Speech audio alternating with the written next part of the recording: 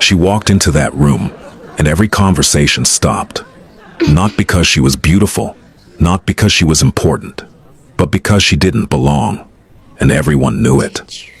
A size 22 woman, in a green dress, standing in a doorway full of crystal and candlelight, and people who looked like they'd been built in a factory. They looked at her arms, they looked at her hips, they looked at each other. A woman at the end of the table pressed her lips together so hard her jaw shook, trying not to laugh. Nobody said a word. They didn't have to. The silence said everything. She was the joke, sent there by someone who wanted to see what happens when a woman like her steps into a world like this. And she could feel it. Every stare, every whisper held behind teeth, every pair of eyes measuring her body and finding it wrong. She wanted to turn around. She wanted to disappear. But then, the man at the head of the table stood up, and what he did next, nobody in that room was prepared for. This is Margot's story. They sent her as a joke because of her weight. The Mafia Boss's response. Silence the room. The girl in the lavender dress stood at the edge of the sidewalk with her hands clasped so tightly her knuckles had gone white. She was 9 years old in her memory, standing outside the birthday party she had been invited to only because her mother had asked the other mother directly. Inside, through the bay window, she could see the other girls laughing at something. One of them held up a balloon animal shaped like a pig and pointed toward the front door. The birthday girl covered her mouth and doubled over with laughter. Margot Bellamy had turned around and walked 3 blocks home without ringing the doorbell. She never told her mother what happened. She simply said the party was fun. Now, 23 years later, Margot stood outside, a different building entirely, a limestone townhouse on the Upper East Side, with black iron railings and a door so polished it reflected the street, and her knuckles were white again. She could feel the lavender dress memory pressing against her ribs like a fist. She told herself this was different. She told herself she was a grown woman with a job to do. But the feeling was identical. The certainty that she was about to walk into a room that did not want her. She had no idea how right she was.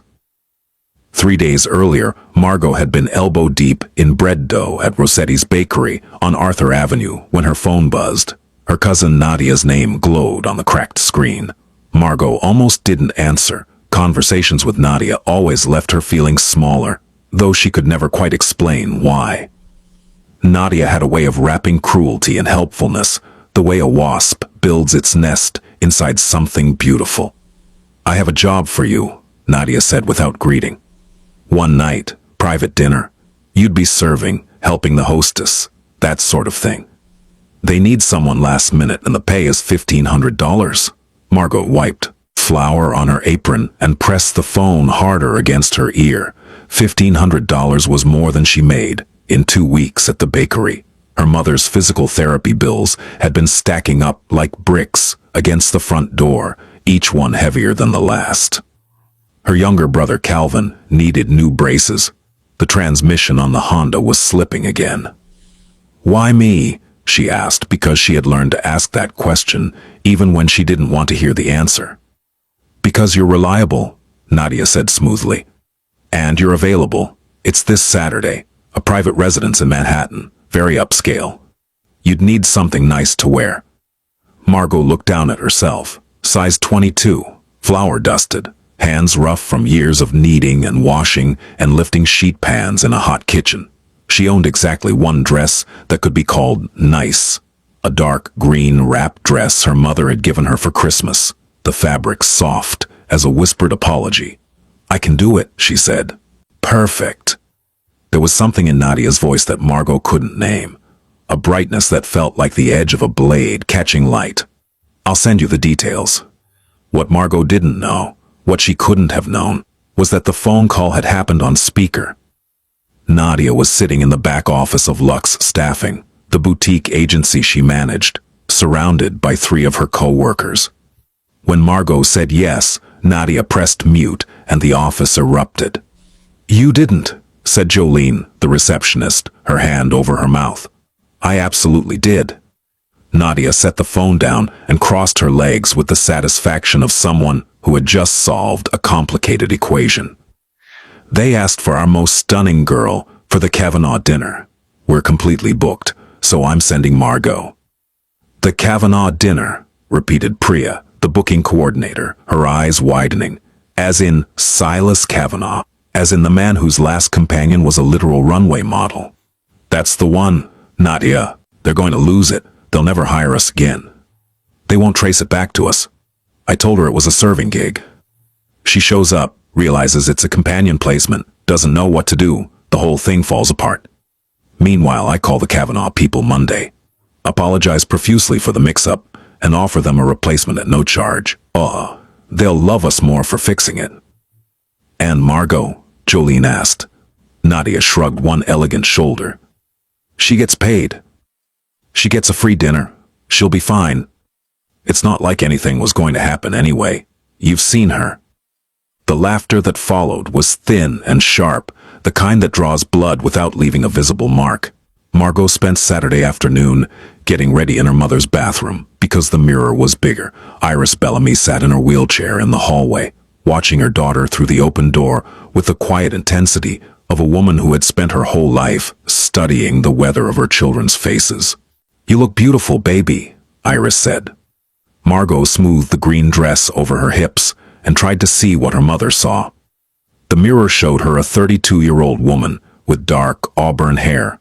She'd curled carefully, brown eyes she'd lined with a steady hand. Full lips she'd colored a deep berry. Her skin was clear. Her posture was good. But the mirror also showed everything else. The width of her arms. The roundness of her belly. The way the dress strained slightly at the zipper. She catalogued these things the way a prisoner catalogues the walls of their cell, with exhaustive, defeated familiarity. "It's just a serving job," Margot said. Even so, Iris wheeled closer. "Stand up straight. You carry yourself like you're apologizing for taking up space. Stop that." Margot met her mother's eyes in the mirror. Iris Bellamy had been beautiful once, before the accident, before the wheelchair, before 2 decades of fighting insurance companies and swallowing pride.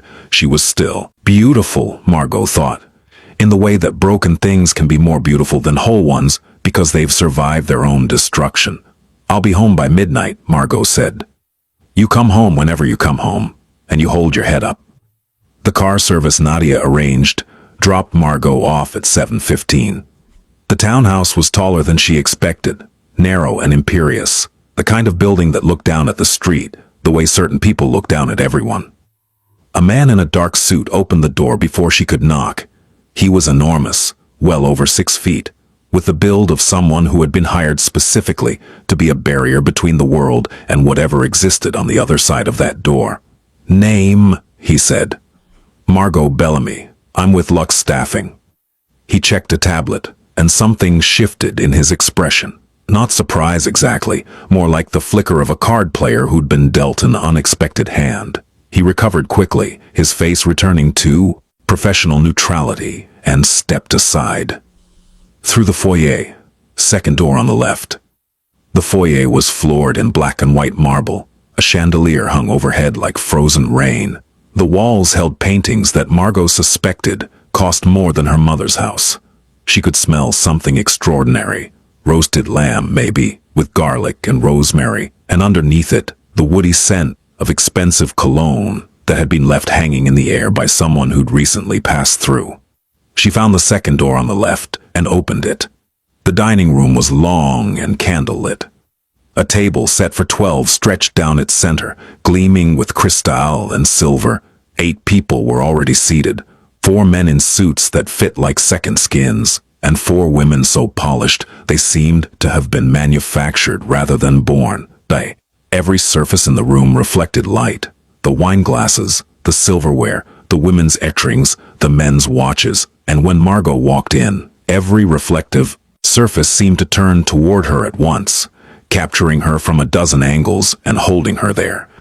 The silence was instantaneous. Not the natural quiet of people pausing their conversations, but the specific, weighted silence that descends when something has gone wrong, in a way that's also entertaining. A woman at the near end of the table, platinum hair, collarbone sharp enough to cut glass, looked Margot up and down with the slow deliberation of someone reading a menu they've already decided to send back.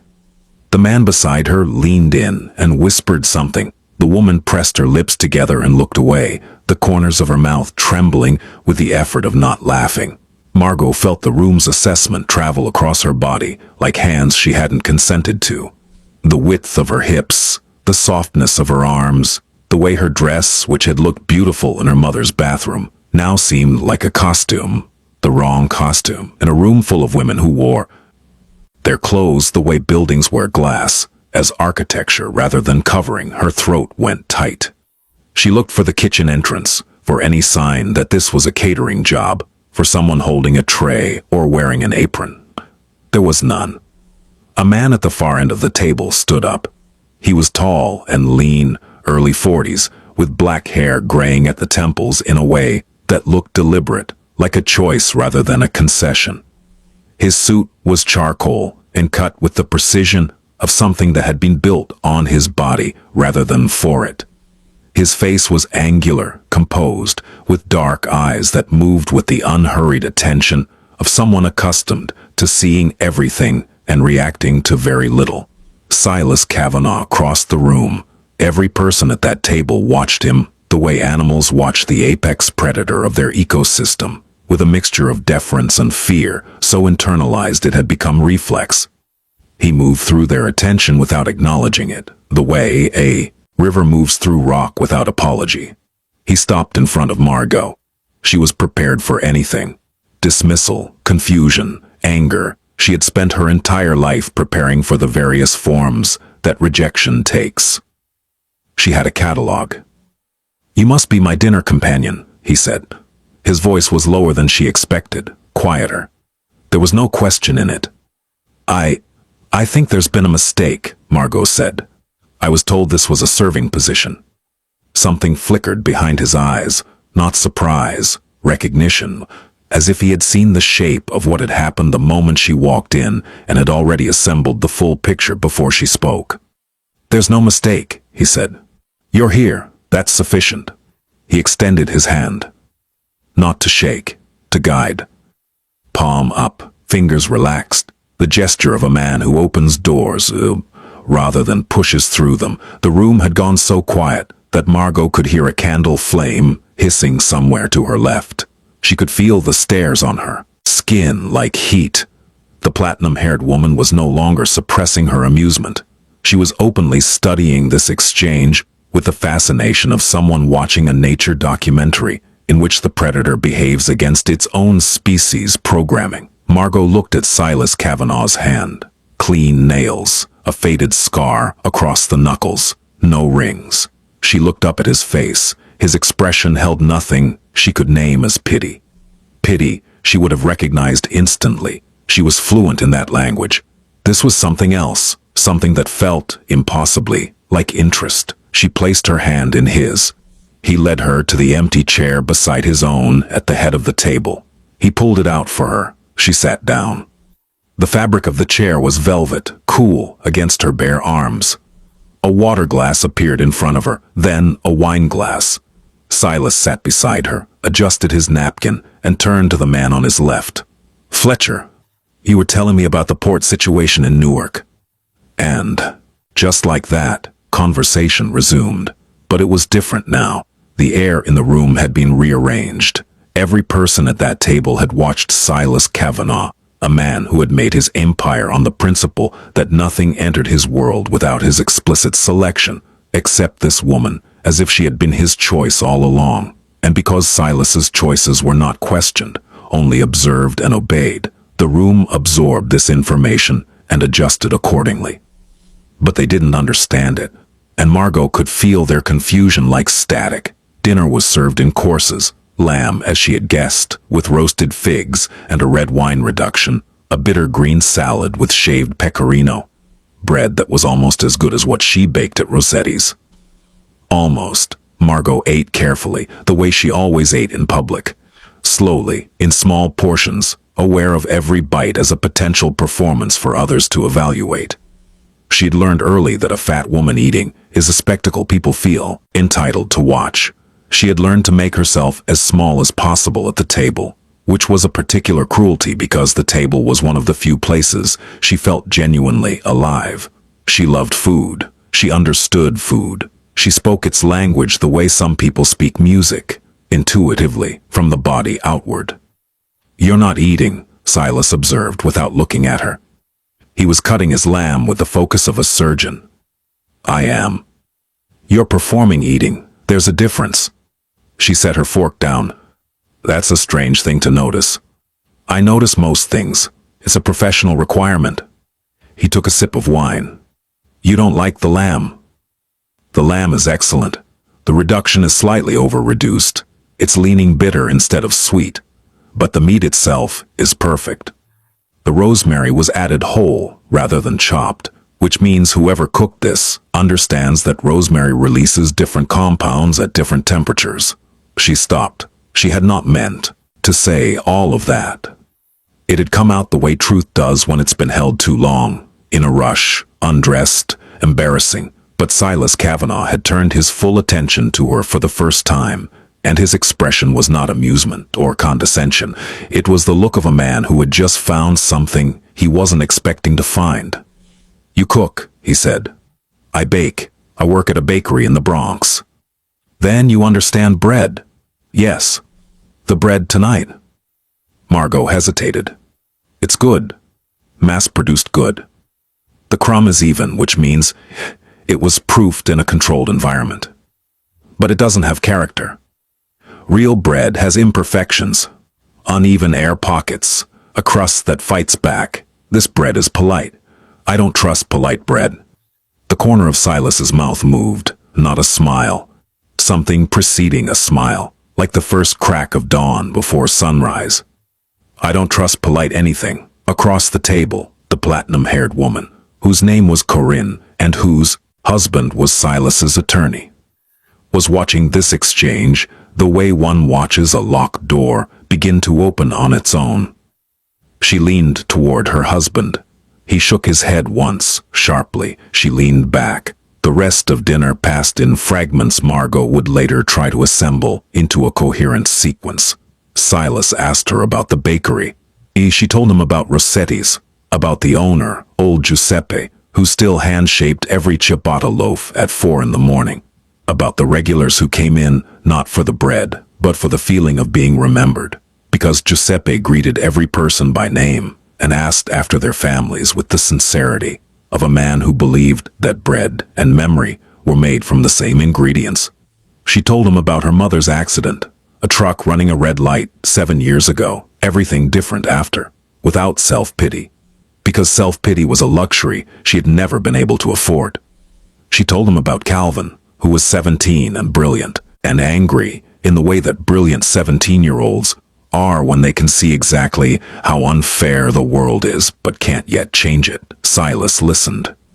Not the way powerful men usually listen, with one ear while the other calculates what they want to say next, but with the full weight of his attention. He asked questions that were precise and unexpected. Not "what do you do" questions, but "why do you do it" questions. He wanted to know why she chose baking over cooking, why sourdough was harder to master than brioche, why bread of all things. "Because bread is honest," Margot said. "You can't fake bread. If the dough isn't right, if the timing is off, if you didn't give it enough attention, the bread tells on you. Every loaf is a record of how much care went into it. You can't buy your way out of bad bread." He was quiet for a moment. "Most people in my life have tried to buy their way out of something." "What about you?"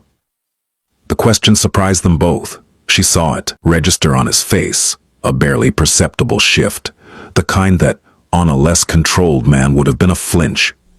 No one asked Silas Kavanaugh direct questions. No one treated him as someone who might need to answer rather than command.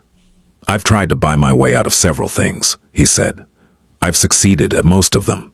The ones I failed at taught me more." "Like what?" He looked at her then, with an expression she would think about for days afterward. It was the look of a man standing at the edge of something, a confession, a cliff, a door he usually kept locked, and deciding whether to step forward. "Loneliness," he said. "You can't buy your way out of loneliness. Believe me, I've tried." The dessert course came and went. Coffee was served. The other guests began to leave in pairs, each one passing Silas to pay their respects. A handshake, a murmured word, the kind of deference that sits halfway between affection and fear. Several of them looked at Margot as they passed. Some with naked curiosity, some with something harder. Corinne paused behind Margot's chair and placed one manicured hand on the back of it, as if she wanted to touch Margot herself, but couldn't bring herself to bridge the distance. "Interesting evening," Corinne said to no one in particular, and left. When the room was empty except for the two of them and the dying candles, Silas leaned back in his chair and studied Margot with the attention he had been rationing all evening. "You know you weren't sent here to serve dinner," he said. "I figured that out about 10 seconds after I walked in." "And you stayed." "I didn't know how to leave." "You knew exactly how to leave. You chose not to. Those are different things." Margot felt the truth of this settle over her like a blanket.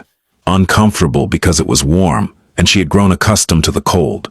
She had stayed because something in his handshake, in his voice, in the way he said, "That's sufficient," as if her presence were a gift rather than a problem, had made her feel that leaving would mean losing something she hadn't known she was looking for.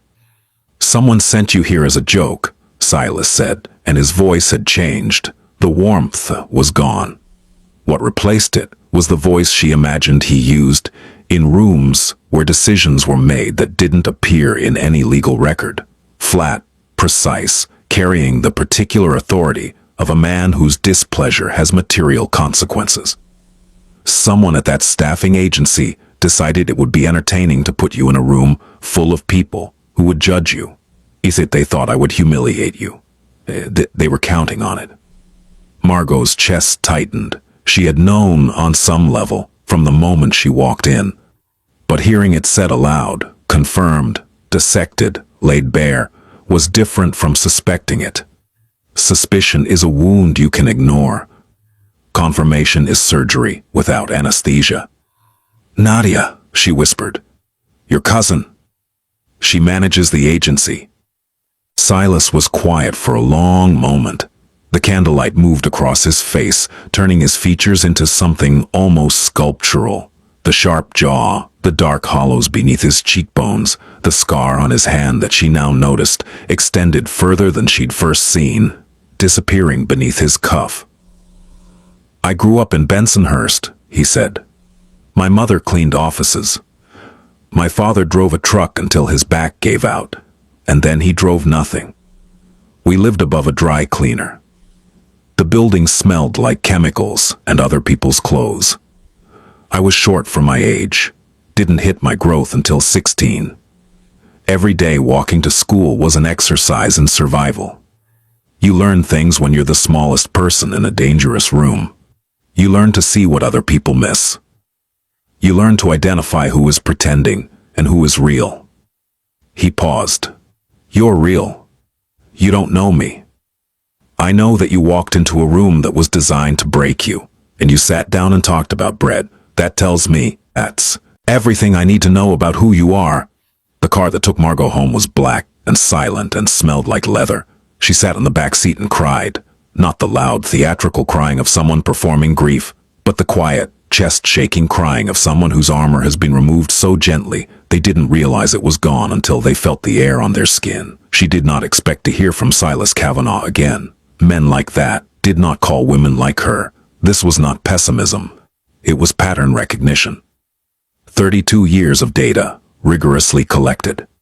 He called the next morning.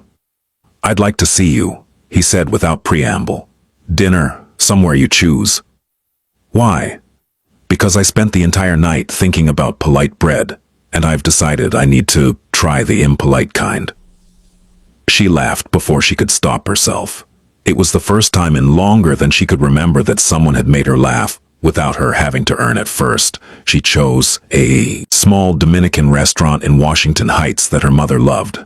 Low ceilings, loud music, tables so close together that your conversation became everyone's conversation.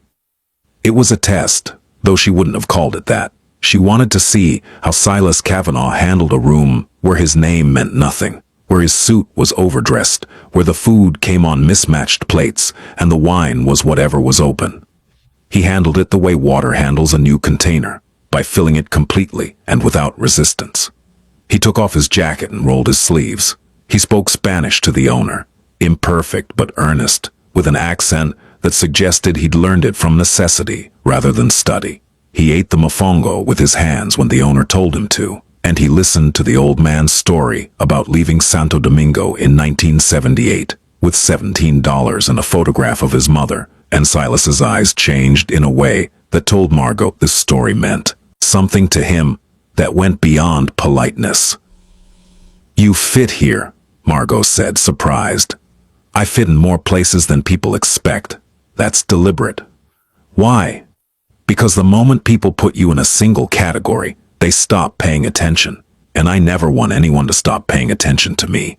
It's bad for business and worse for survival." Their second date happened 4 days later at a gallery opening in Chelsea that Silas had been obligated to attend. He called her the morning of and said, "I have to go to a thing tonight. It will be full of people who buy art they don't understand to impress people they don't like. I'd rather not suffer alone."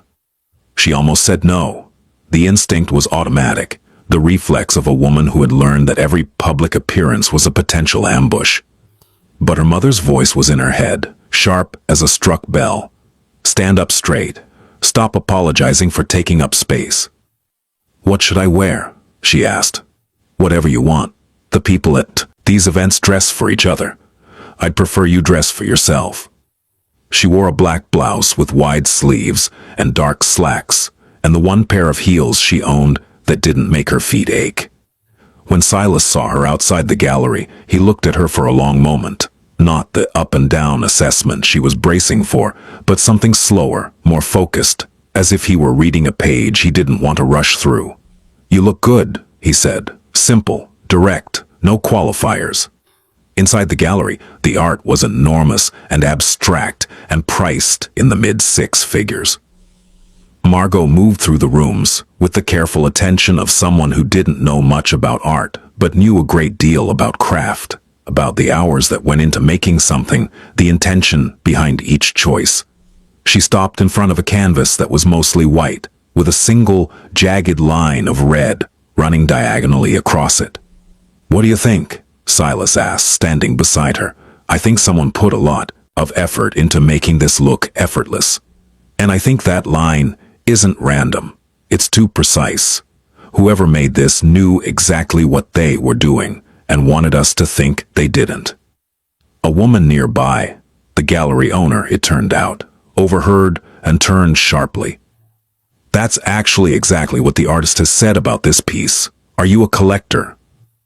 "I'm a baker," Margot said. The woman blinked, recalibrated, and then smiled with genuine warmth. "Well, you have a better eye than half the collectors in this room." Later in the car, Silas said, "You see things clearly. Most people see what they've been told to see. You see what's actually there. That's what you said about yourself. Maybe that's why this works." Over the following weeks, he made space for her in his life, with the careful precision of a man rearranging a room to accommodate something valuable. He didn't ask her to change. He didn't suggest she dress differently or lose weight or inhabit herself in any way other than the way she already did. When they walked together, he matched her pace. When they sat together, he chose seats that didn't make her feel observed. She noticed these things, the small architectures of consideration that most people would have missed, and each one was a stone laid in a foundation she was terrified to trust. He took her to his mother's apartment in Bensonhurst on a Tuesday evening, 3 weeks after the dinner. Teresa Kavanaugh was 71, small and fierce, with Silas's dark eyes and a voice that could strip paint. She lived in the same apartment above the dry cleaner, though the building now belonged to Silas, and the dry cleaner had been replaced by a bookshop. "So you're the bread girl," Teresa said, standing in the doorway with her arms crossed. Margot looked at Silas, who was standing behind her with an expression she had never seen on him before. Something young and almost vulnerable, as if this small, fierce woman could undo him in ways that boardrooms and back rooms never could. "I'm Margot," she said. "He talks about you like you invented flour. Come in. I made coffee. It's terrible. The machine is broken and he keeps buying me new ones I can't figure out." The apartment smelled like coffee and lavender and decades. Every surface held photographs. Silas as a child, thin and serious. A man Margot recognized as his father from the same jawline. Teresa young and startlingly beautiful, standing outside a church in a white dress. Teresa sat Margot at the kitchen table and put a cup of genuinely terrible coffee in front of her and proceeded to interrogate her with the thoroughness of a federal prosecutor. "You work in a bakery?" "Yes." "You take care of your mother?" "Yes." "She's in a wheelchair?" "Yes." "And your brother?" "Calvin. He's 17. "And you went to that dinner thinking it was a job?" Margot looked at her hands. "Yes." "And they sent you there to be laughed at?" "Yes." Teresa reached across the table and took Margot's hand. Her grip was astonishing. The grip of a woman who had wrung out mops and scrubbed floors and held a family together through decades of difficulty with nothing but her own two hands. "My son has had many women sit at this table," Teresa said. "Beautiful women, expensive women, women who smiled at me like I was a photograph they needed to pose with. None of them took a sip of this coffee without making a face." She looked at Margot's cup. Margot had drunk half of it. "You're either very kind, or you have no taste buds." "The coffee is terrible," Margot said. "But you made it for me. That matters more." Teresa Kavanaugh looked at her son over Margot's shoulder. Whatever passed between them was silent and complete.